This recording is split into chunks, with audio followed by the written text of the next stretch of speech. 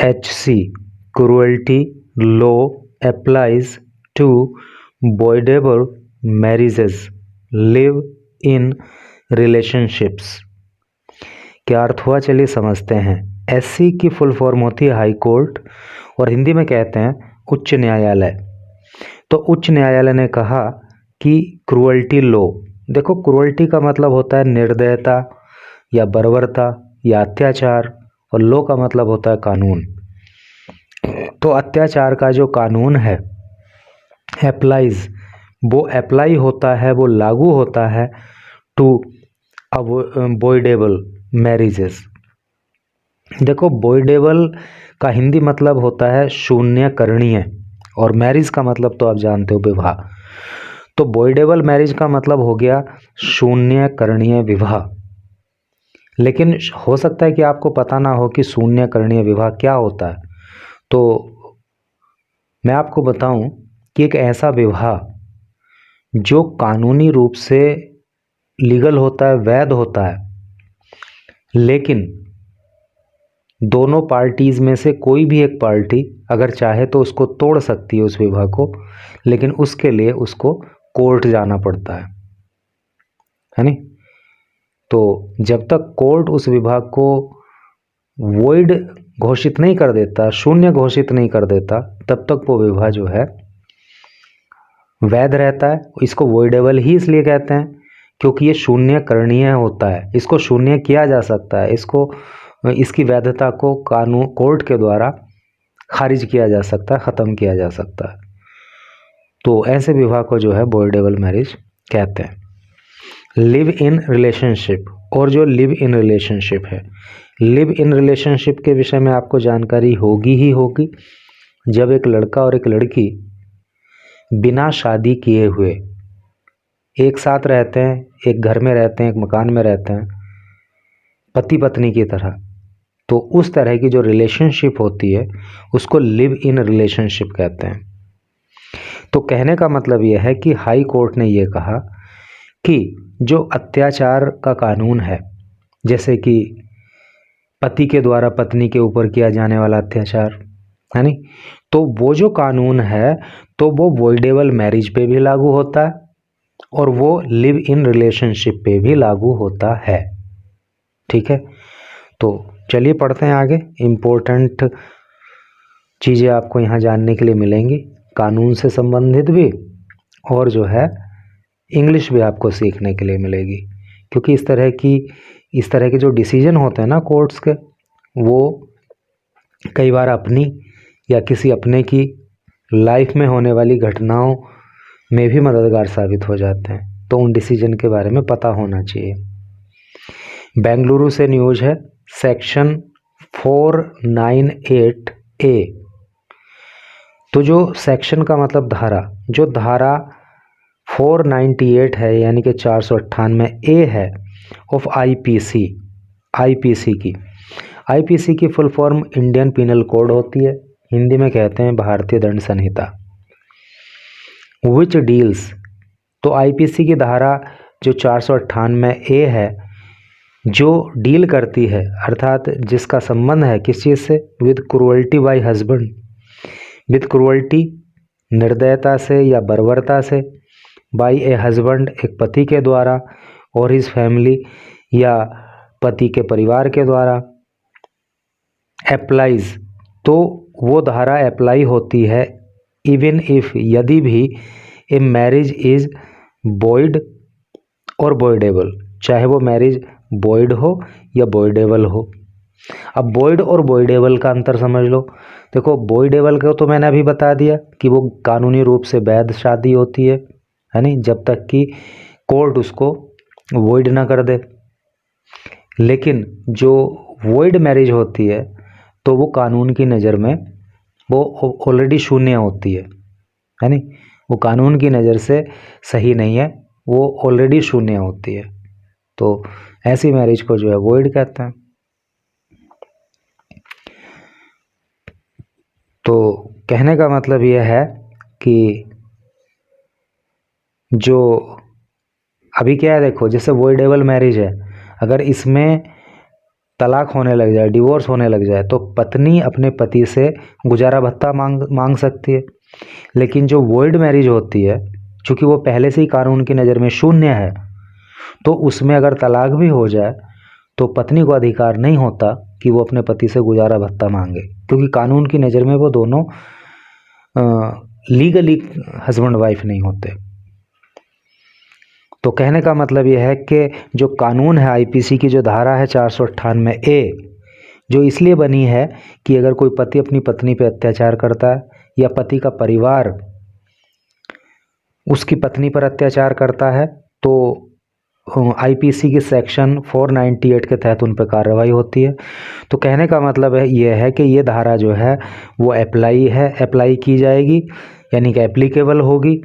इस धारा में कानूनी कार्रवाई हो जाएगी अगर शादी चाहे वो वॉइड हो, चाहे वो वॉइडेबल हो, और या फिर चाहे लिव इन रिलेशनशिप, और चाहे वो लिव इन रिलेशनशिप का ही मामला क्यों ना हो। यानी कि अगर एक लड़का एक लड़की लिव इन रिलेशनशिप में रह रहे हैं और वो लड़का उस लड़की पे अत्याचार करता है, तब भी आईपीसी की धारा 498A के तहत उसके ऊपर कार्रवाई होगी। अगर वॉइड मैरिज है तब भी पति के द्वारा अत्याचार किए जाने पर ये धारा लागू होगी, और वॉइडेबल मैरिज में भी होगी। दैट रिजेंबल्स ए मैरिज, और ये लिव इन रिलेशनशिप जो होता है ना, ये रिजेंबल करता है, ये अर्थात एक जैसा होता है ए मैरिज, एक विवाह के। तो विवाह के जैसा ही होता है, विवाह नहीं हो रहा होता नहीं हुआ होता है, लेकिन वो रहते तो हस्बैंड वाइफ की ही तरह है ना, लिव इन रिलेशनशिप में। Karnataka high court has said, और ये बात कर्नाटक के हाई कोर्ट ने कही। ये कानूनी न्यूज़ है, ऐसे किस्से कहानी वाली नहीं है कि ऐसे एकदम से पढ़ते चले जाओ और सब कुछ क्लियर होता चला जाएगा। यहाँ तो भाई पढ़ने के लिए भी और पढ़ाने के लिए भी दिमाग लगाना पड़ेगा। जस्टिस सूरज गोविंद राज सेड, जस्टिस न्यायमूर्ति सूरज गोविंद राज ने कहा, क्या कहा?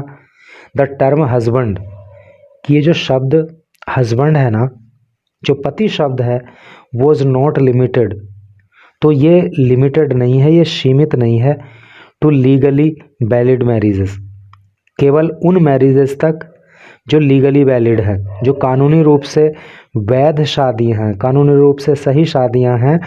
तो ये हस्बैंड शब्द सिर्फ उन तक सीमित नहीं है, but covered man in void और वॉइडेबल मैरिजेस, बट लेकिन कवर्ड, ये शब्द कवर करता है मैन, आदमियों को या पुरुषों को, इन वॉइड और वॉइडेबल मैरिज, जो वॉइड और वॉइडेबल मैरिज हैं उनमें भी ये शब्द जो है, इस शब्द के मायने होते हैं। कहने का मतलब यह है।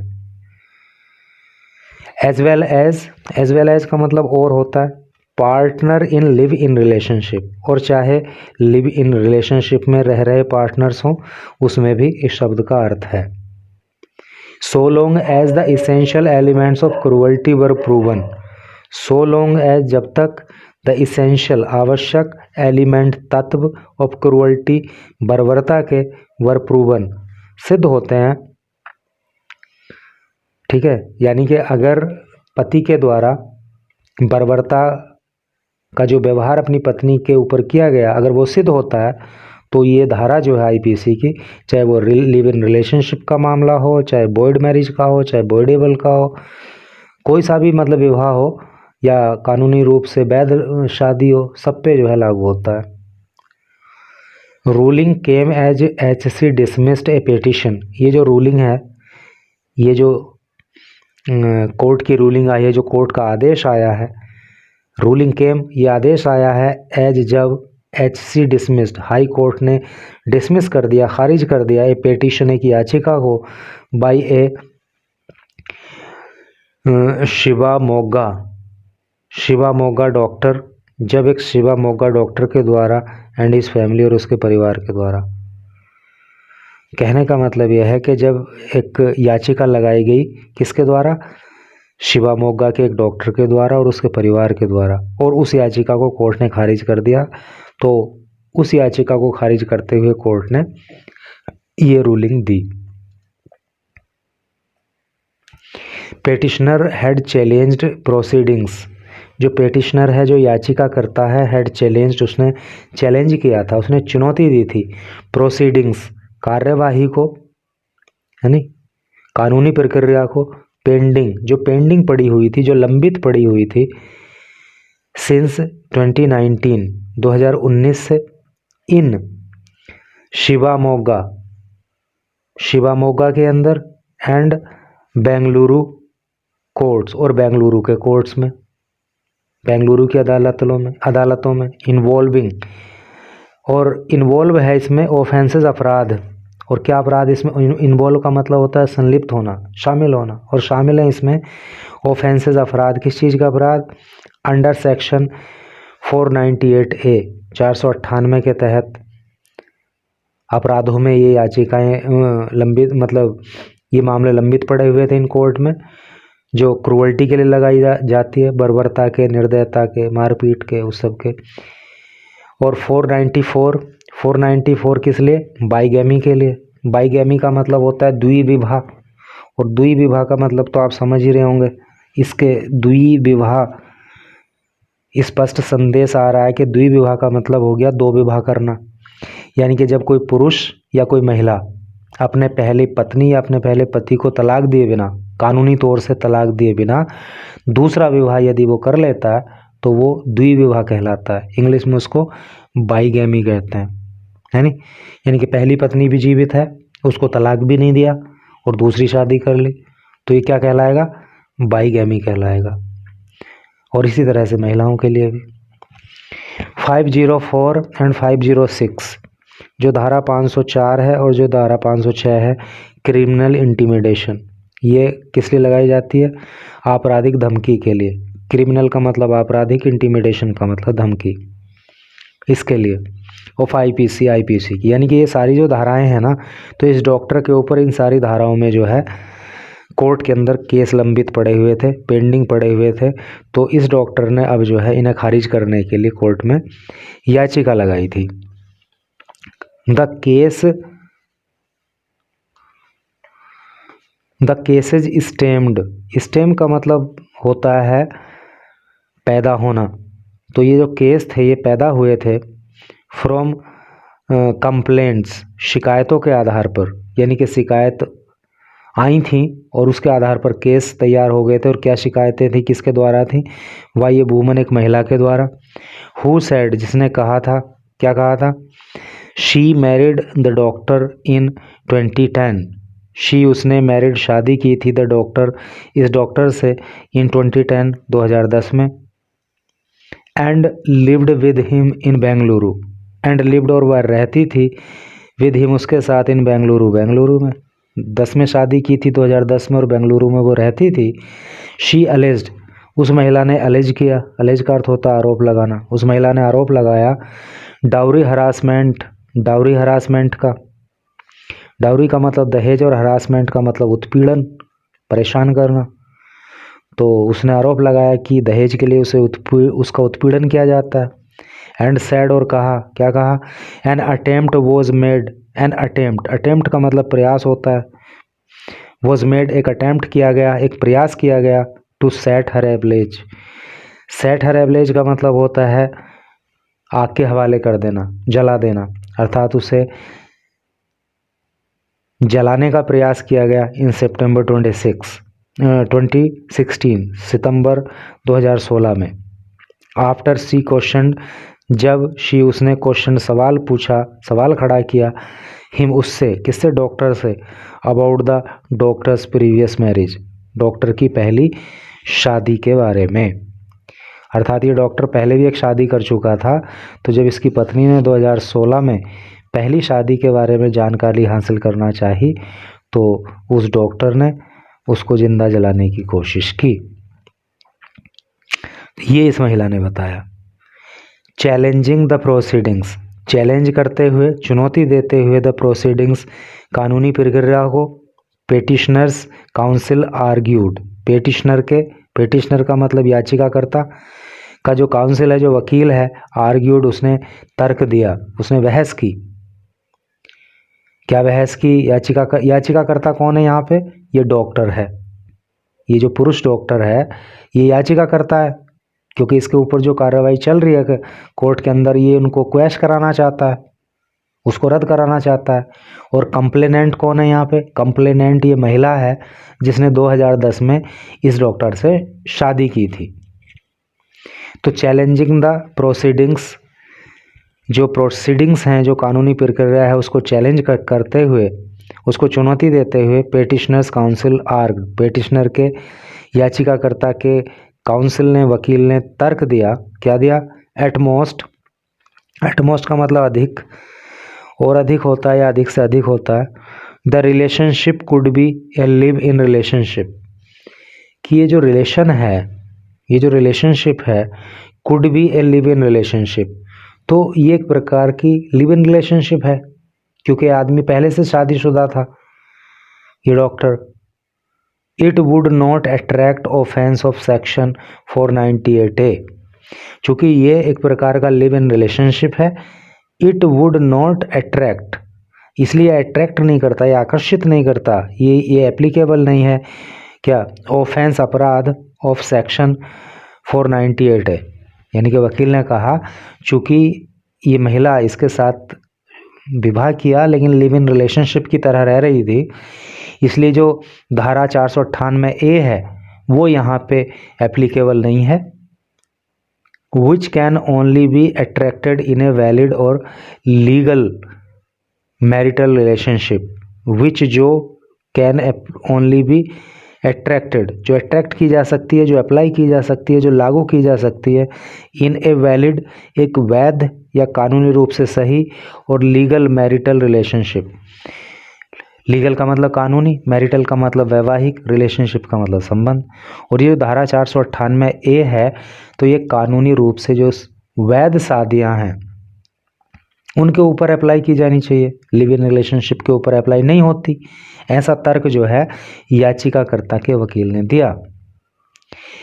ही कंटेंडेड, कंटेंड का मतलब होता है तर्क देना। जब कोर्ट के अंदर बहस होती है तो जो वकील बहस करता है तो वहाँ पे आर्ग्यू शब्द का प्रयोग होता है, कंटेंड शब्द का भी प्रयोग होता है। तो ही कंटेंडेड, उसने तर्क दिया। क्या तर्क दिया? कंप्लेनेंट्स मेडिको लीगल केस, जो कंप्लेनेंट है, जो शिकायत करता है, अर्थात जो वो महिला है, उसका जो मेडिको लीगल केस है, मेडिको लीगल का मतलब होता है चिकित्सीय और वैधिक, यानी विधिक, जो कानून से रिलेटेड भी हो और चिकित्सा से रिलेटेड भी हो, ऐसा एक मामला वॉज प्रॉपरली का मतलब उचित तरीके से, रजिस्टर्ड दर्ज किया गया था, एंड और क्लेम्ड, और उसने दावा किया। क्या दावा किया वकील ने? The woman had filed several false complaints, कि द वुमन, के ये महिला, हैड फाइल्ड दर्ज करा चुकी थी, सेवरल अनेक, फॉल्स झूठे, कंप्लेंट शिकायतें, अगेंस्ट खिलाफ, द डॉक्टर, इस डॉक्टर के, एंड हिज फैमिली मेंबर्स, और उसके परिवार के सदस्यों के। तो वकील ने कहा कि इस महिला ने इस डॉक्टर के खिलाफ और इसके परिवार के सदस्यों के खिलाफ बहुत सारी झूठी शिकायतें दर्ज कराई हैं। गवर्नमेंट एडवोकेट सेड, जो गवर्नमेंट एडवोकेट है, जो सरकारी वकील है, उसने कहा, क्या कहा? प्रोसीडिंग्स अंडर सेक्शन 498A, कि जो कार्यवाही है, जो प्रोसीडिंग्स है, प्रोसीडिंग का मतलब कार्यवाही होता है ना, अंडर सेक्शन 498A, धारा 498A के तहत जो कार्यवाही है, कुड बी इनिशिएटेड, वो की जा सकती है। इनिशिएट का मतलब शुरू करना होता है, तो उसको किया जा सकता है in live in relationship cases, जो लिव इन रिलेशनशिप के मामले हैं उनमें भी जो है ये जो कार्यवाही है 498A के तहत उसको किया जा सकता है, ऐसा सरकारी वकील ने कहा। क्योंकि सरकारी वकील इस महिला की तरफ से खड़ा हुआ है और प्राइवेट वकील जो है वो डॉक्टर की तरफ से खड़ा हुआ है, तो डॉक्टर वाला वकील बोल रहा है कि नहीं, 498 में कार्रवाई नहीं की जा सकती, वो एप्लीकेबल नहीं है यहाँ पे, क्योंकि लिव इन रिलेशनशिप जैसा मामला है। तो सरकारी वकील कह रहा है कि लिव इन रिलेशनशिप वाले मामलों में भी 498A के तहत कार्रवाई की जा सकती है। जस्टिस गोविंद राज ऑब्जर्व्ड, जो न्यायमूर्ति गोविंद राज हैं उन्होंने ऑब्जर्व किया, उन्होंने कहा, क्या कहा, petitioners had concealed his first marriage, जो पेटिशनर है, जो याचिका करता है, अर्थात ये जो डॉक्टर है, हैड कंसील्ड, कंसील का मतलब होता है छिपाना, तो इसने छिपाया था हिज फर्स्ट मैरिज, अपनी पहले शादी को, बिफोर मैरिंग, शादी करने से पहले, द कंप्लेनेंट, इस शिकायतकर्ता से, यानी जो शिकायतकर्ता महिला है अर्थात इसकी जो दूसरी पत्नी है, जब इस डॉक्टर ने इससे शादी की थी तो अपनी पहली शादी को इसने इस महिला से छिपा लिया था, इसने नहीं बताया था कि मैं शादीशुदा हूँ।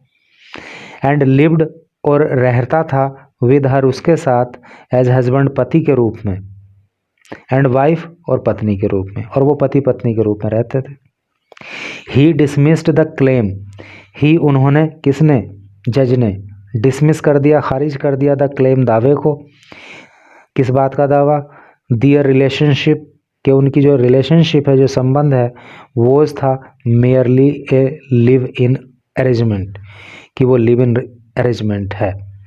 तो जज ने कहा कि इतने साल से पति पत्नी की तरह से रह रहे हैं, तो ये केवल लिव इन रिलेशनशिप जैसा मामला नहीं कहा जा सकता। HC नोटेड, जो HC है, जो हाई कोर्ट है, उसने नोट किया, even if the marriage was not legally valid, तो हाई कोर्ट ने कहा कि इवन का मतलब भी होता है, इफ का मतलब यदि भी, द मैरिज, विवाह, वो था नॉट, नहीं, लीगली, कानूनी रूप से, वैलिड, वैध या सही, तो कोर्ट ने माना कि भले ही ये शादी कानूनी रूप से वैध नहीं है, it was the nature and substance of relationship, तो it was the nature, nature का मतलब प्रकृति या स्वभाव, सब्सटेंस का मतलब सार से होता है रिलेशनशिप, लेकिन ऐसा नहीं है कि इस रिलेशनशिप का कोई सार नहीं है, इसका कोई नेचर नहीं है, इसका जो स्वभाव है, इसकी जो प्रकृति है नहीं, rather than it's formal legality, तो इस कहने का मतलब यह है कि भैया केवल लिव इन रिलेशनशिप का मामला नहीं बनता, भले ही कानूनी रूप से वो वैध नहीं है, लेकिन ये इसका क्या है कि इसका जो स्वभाव है, इसका जो सब्सटेंस है, वो तो एक रिलेशनशिप का है। Rather than it's formal legality, जो इसकी फॉर्मल, औपचारिक लीगलिटी है नहीं, तो कहने का कुल मतलब क्या है ना, कि इसको आप बिल्कुल एकदम खारिज नहीं कर सकते मामले को, भाई इतने साल से रह रहे हैं तो मामला तो बनता है। That determined the applicability of the section 498A, और इसी वजह से इसमें सेक्शन 498A का जो एप्लीकेबिलिटी है वो बनती है, अर्थात वो सेक्शन 498 में इसमें कार्यवाही होनी चाहिए, ऐसा जज ने कहा। रिकॉर्ड शोड, जो रिकॉर्ड है, शोड, वो दिखाते हैं, या तो वैसे तो पास्ट टेंस से तो दिखाया, तो जो रिकॉर्ड है उन्होंने दिखाया, या रिकॉर्ड में पता चला, द पार्टीज के जो पार्टी हैं, ये जो पति पत्नी हैं, लिव्ड टुगेदर, ये साथ साथ रहते थे, for a substantial period, substantial का मतलब होता है पर्याप्त, पीरियड का मतलब समय अवधि, तो रिकॉर्ड में पता चलता है कि ये जो हस्बैंड वाइफ हैं तो ये काफ़ी समय तक साथ साथ रहे हैं। फुलफिल्ड मटेरियल ऑब्लिगेशंस, फुलफिल्ड इन्होंने पूरा किया है मैरिटल ऑब्लिगेशंस, मैरिटल का मतलब वैवाहिक, ऑब्लिगेशन का मतलब होता है ड्यूटीज़, है नहीं, तो जो शादी संबंधी ड्यूटीज़ होती हैं उनको इन्होंने कंप्लीट किया है, पूरा किया है। And presented themselves as husband and wife, and और प्रेजेंटेड, और इन्होंने प्रेजेंट किया है देमसेल्फ, स्वयं को, एज हस्बैंड एंड वाइफ, पति पत्नी के रूप में। जस्टिस गोविंद राज रिफ्यूज्ड, जो न्यायमूर्ति गोविंद राज हैं उन्होंने रिफ्यूज़ कर दिया, उन्होंने इनकार कर दिया, टू क्वैश, क्वैश का अर्थ होता है रद्द करना, रद्द कर देने से, प्रोसीडिंग्स, कार्यवाही को, अगेंस्ट द डॉक्टर, जो डॉक्टर के खिलाफ चल रही है, एंड हिज फैमिली, और जो उसके परिवार के खिलाफ चल रही है। बट डायरेक्टेड, लेकिन लेकिन डायरेक्ट का मतलब होता है निर्देश देना। लेकिन जज ने निर्देश दिया the case pending in Shivamogga, कि जो मामला ये शिवामोगा में पेंडिंग पड़ा हुआ है, बी ट्रांसफर्ड, इसको ट्रांसफ़र कर दिया जाना चाहिए, है ना, इसको हस्तांतरित किया जाना चाहिए टू बेंगलुरु, कि इसको बेंगलुरु हस्तांतरित करो। वेयर, जहाँ पे अनादर कंप्लेंट, अनादर अन्य कंप्लेंट, शिकायत, अगेंस्ट पेटिशनर्स, याचिकाकर्ताओं के खिलाफ, वोज ऑलरेडी, पहले से ही, अंडर ट्रायल, विचाराधीन है। कहने का मतलब यह है कि बेंगलुरु में इस डॉक्टर के खिलाफ और इसके परिवार वालों के खिलाफ पहले से ही शिकायत जो है विचाराधीन है, वहाँ पे सुनवाई हो रही है। तो इस केस को भी जो है बेंगलुरु ही ट्रांसफ़र करने का आदेश जो है कोर्ट ने दिया। तो मैंने अपना पूरा प्रयास किया भाई आपको इसका लीगल एस्पेक्ट समझाने का न्यूज़ का, एंड आई होप कि आपको सब कुछ बहुत क्लियरली समझ में आया होगा। और कमेंट करके बताना कि आपको कैसा लगा। ठीक है, थैंक यू वेरी मच।